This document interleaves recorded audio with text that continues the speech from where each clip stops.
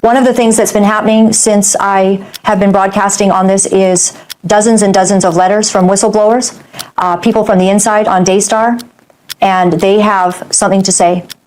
And the people of God are speaking, not the established kingdoms of this world, not the leaders, not the pastors, not the mega churches, not the mega ministries.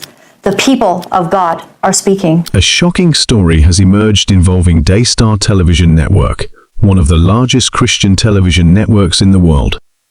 At the center of the controversy is Rachel Lamb, a prominent figure within the organization, and serious allegations regarding her behavior and the workplace environment at Daystar. The revelations come from an anonymous letter sent to Laurent, a former employee of Daystar, recounting troubling experiences while working closely with Rachel Lamb.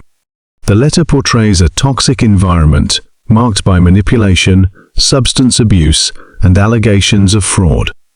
It even accuses Rachel Lamb of struggling with prescription drug addiction. Here's a closer look at the whistleblower's claims. The whistleblower, who reportedly worked at Daystar in 2017 under Rachel Lamb's direct supervision, described Rachel as frequently impaired due to prescription medication, which affected her ability to focus on her responsibilities. As a result, the whistleblower often had to take on additional work to compensate for Rachel's erratic behavior. The letter also alleges that Rachel fostered an atmosphere of fear and intimidation among employees. Staff members who failed to meet her demands reportedly became targets of her anger. The whistleblower noted particularly hostile treatment toward Rachel's brother Jonathan, citing a long-standing sibling rivalry allegedly exacerbated by favoritism from their father.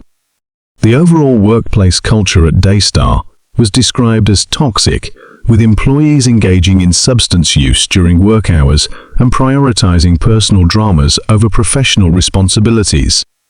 According to the letter, many employees avoided Rachel out of fear, often shutting doors or pretending to be busy when she approached.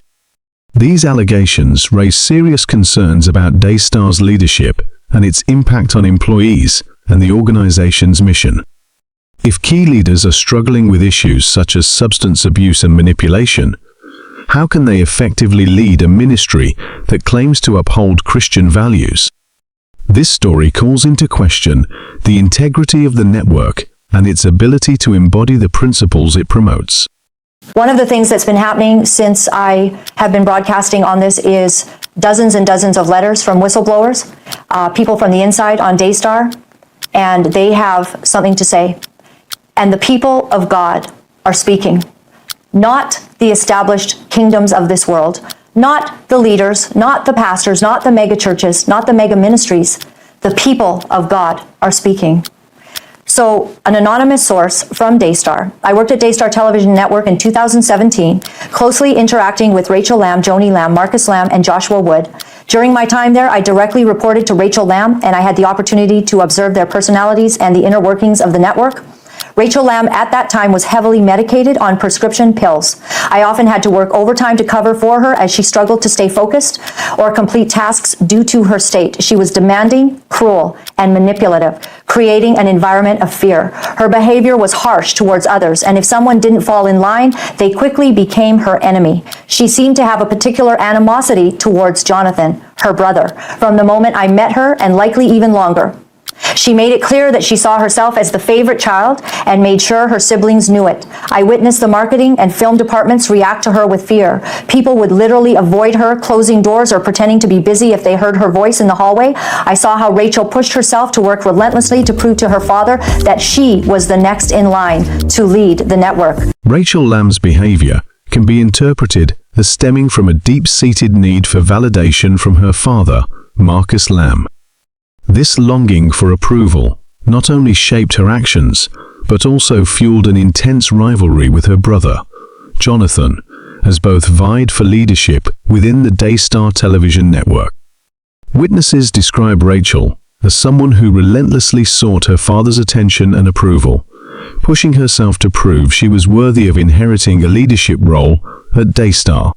This drive created significant tension between Rachel and Jonathan, who also felt entitled to their father's legacy, exacerbating the sibling rivalry.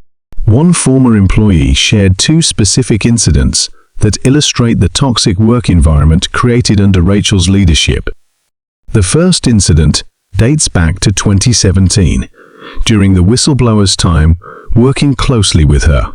They claim that Rachel was frequently heavily medicated on prescription drugs, which impaired her ability to focus, and often left colleagues scrambling to cover her responsibilities. The atmosphere around Rachel was described as tense and intimidating, with employees reportedly going out of their way to avoid confrontation. Many would actively avoid interactions, closing doors, or appearing preoccupied whenever she approached, out of fear of her unpredictable behavior. These allegations paint a troubling picture of the internal dynamics at Daystar, raising questions about its leadership and the impact on the organization's mission and employees. Despite her clear substance use and manipulative behavior, I personally experienced Rachel's cruelty when I requested not to fly back with the film crew on the private jet due to a pre-approved shoot in Colorado. She threatened my job over this request, and I was left to fly back on the jet with her, Joshua, Rose Howard, Rachel's close friend and senior producer for Joanie's show, and the rest of the crew. Afterward, I had to rush to catch a commercial flight to fulfill my next assignment, and this was one of many instances where Rachel's temper and controlling attitude created a hostile and uncomfortable work environment. The whistleblower recounted an incident in which Rachel, attempting to impress and assert dominance, openly bragged about her personal life, including explicit details about her sexual history. This behavior highlights a troubling level of unprofessionalism within the Daystar workplace. According to the whistleblower, Rachel often used such conversations to draw attention to herself or assert influence over others, fostering an environment that many found uncomfortable and inappropriate. On another occasion, Rachel went to great lengths to impress me, even offering to show me houses in an attempt to make herself appear cool or relatable. Despite my recent arrival from LA, she bragged about her past drug use and even made inappropriate remarks about her sexual history. I found her persona fake and off-putting, and it made me uncomfortable to witness her boasting about such personal matters. Such behavior raises serious concerns about Daystar's leadership and integrity. For a ministry that publicly advocates Christian values, these private actions stand in stark contrast to the principles it claims to uphold. Employees reportedly felt trapped in an environment where professional boundaries were blurred and personal oversharing was weaponized as a tool for manipulation. Adding to these unsettling allegations, the whistleblower revealed another troubling issue.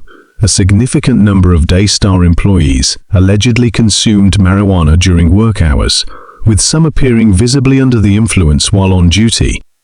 This widespread behavior fostered a chaotic and unprofessional workplace culture, directly undermining the network's public image as a ministry rooted in faith and family values. The overall work culture was toxic. Most of the staff in the film and marketing departments regularly smoked weed and drank during lunch breaks. I was one of the few women in my department and often hung out with the guys and crew, which allowed me to observe this behavior. Joanie Lamb had a drug test conducted after rumors began circulating about the network's inner workings. Many employees, fearing for their jobs, shaved their bodies to avoid leaving traces of drug use. I once called into Joanie's office where she tried to intimidate me. During that conversation, she revealed details about her daughter's personal lives, including their drug use, which felt deeply inappropriate and uncomfortable. As for Joanie herself, she was a master manipulator, using intimidation to control the people around her. She attempted to throw her daughters under the bus in an effort to assert control. On one occasion, after I had styled Marcus Lamb for a headshot shoot, Joanie seemed threatened and told me in detail about her daughter's issues. It was evident that she was trying to gain an upper hand, especially after Marcus's past infidelities. The whistleblower described an extravagant lingerie party, framed as a bridal shower for Rebecca Lamb, that was allegedly funded through questionable means. According to the letter, the event, estimated to cost around $200,000, was financed using ministry funds and vendor services provided in exchange for promotional exposure on Daystar's platform. These revelations cast a harsh spotlight not only on Rachel Lamb, but also on the broader culture and leadership of the network. Allegations of substance abuse, financial impropriety, and manipulation deeply undermine the Christian values that Daystar publicly claims to uphold. I also witnessed a number of disturbing practices at Daystar, such as how the company used donations for personal gain and spent large amounts of money on production. However, they frequently returned purchased items such as decor from stores like Home Goods and Target, often requiring employees to purchase these items with their own money and reimbursing them later. This was just one example of the way Daystar seemed to prioritize appearances over ethical behavior.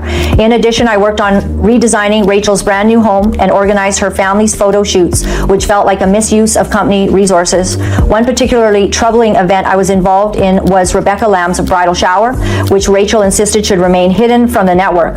The event, which was actually a lingerie party, was later aired on Daystar after significant edits were made. The entire event should have cost upwards of $200,000, but instead it was underwritten by vendors offering their services for free in exchange for exposure, a tactic that seemed to be used frequently. Amid the complex dynamics within Daystar Television Network, one notable figure during this turbulent period was Rose Howard, a senior producer for Joanie Lamb's shows. Known as a close confidant and staunch ally of Rachel Lamb, Rose played a pivotal role in the network's operations, often serving as Rachel's gatekeeper and loyal supporter. Their relationship was described as one of mutual reliance, with Rose steadfastly backing Rachel's decisions, even at the expense of her own integrity. However, this unwavering loyalty came at a personal and professional cost. According to a whistleblower, Rose's dedication to Rachel often led her to overlook unethical practices and manipulative behavior. Rose was instrumental in maintaining Rachel's influence within the organization, shielding her from criticism and facilitating her demands, even when these actions caused friction among staff members. Despite her loyalty, the relationship between Rose and Rachel ultimately fractured. Rose Howard is no longer affiliated with Daystar and has since moved on to work at CBN. This career shift suggests a significant breaking point in their partnership and marks a turning point for Rose, who appeared to distance herself from Rachel's behavior and the toxic environment at Daystar. Reflecting on her time at Daystar, Rose described Jonathan and Suzy Lamb as kind and quieter members of the Lamb family, often making efforts to avoid the drama surrounding the organization's leadership. Yet, their low-profile approach did not shield them from the pressures of the workplace. According to Rose, Jonathan frequently faced challenges when trying to assert himself within the network, struggles that were compounded by Rachel's constant push to be seen as the favored child. This created tension and competition between the siblings. Suzy, who often accompanied Jonathan, found herself caught in the same dynamics, striving to support her husband while navigating the pressures of a volatile and dysfunctional environment. In contrast, Jonathan and Suzy Lamb appeared to be more kind and quieter, often caught in the middle of the family's dysfunction. They were always under a great deal of pressure, and I felt that they were unfairly targeted. While I never got a sense that Joshua Wood was involved in any misconduct, I did notice that he had become more silent and absent from social media, which made me question what may have been happening behind the scenes. The person I would label as gatekeeper within the company is Rose Howard, who was a senior producer for Joanie's shows and worked closely with Rachel. She was completely loyal to Rachel, even at the cost of her own integrity. Rose and Rachel are no longer friends, and Rose now works at CBN, a change that seems to indicate she ultimately chose a side. In conclusion, my time at Daystar left me with deep concerns about the leadership, the manipulation, and the unethical practices that were rampant throughout the company. The Lamb family, particularly Rachel and Joanie, created an environment that was toxic and often cruel. Jonathan, Suzy, and Rebecca were caught in the middle of these dynamics, and I truly feel they were unfairly targeted. I walked away from my time there feeling disgusted by the culture and tactics that were used to control and intimidate those around them. I have attached a few photos from my time there. I do have more to pull if needed. Thank you for your patience in getting this to you. happy holidays, and this was her report.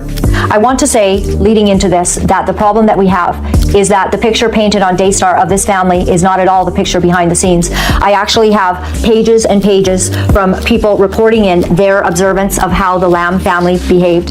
And one of the things that has come to light is that the pattern of lying has been a pattern that goes back many, many years. Reflecting on these revelations about Rachel Lamb and her role within Daystar television network, it's evident that the issues run far deeper than they initially appear.